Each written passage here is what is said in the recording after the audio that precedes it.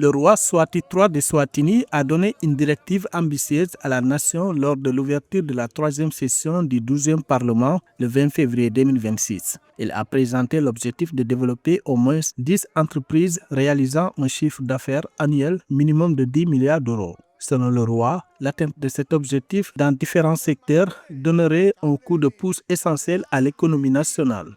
Il a souligné le grand potentiel du pays à développer des industries productives générant des milliards de recettes. Le roi Swati III estime que ces recettes pourraient à terme dépasser celles de l'Union douanière d'Afrique australe, estimée à 1,4 milliard de dollars en 2025.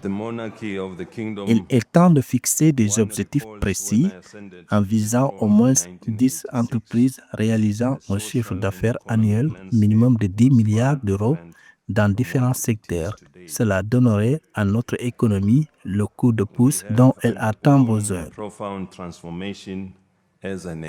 Malgré une croissance de l'économie, le PIB ayant grimpé d'environ 1,4 milliard d'euros en 1986 à 95,2 milliards d'euros actuellement, le roi a affirmé lors de son discours du trône que ces avancées ne constituaient en aucun cas l'aboutissement du parcours.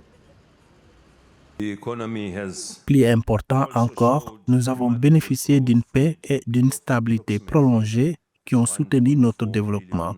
Le pays avait encore beaucoup à faire et un long chemin à parcourir pour réaliser les aspirations de la vision du premier monde.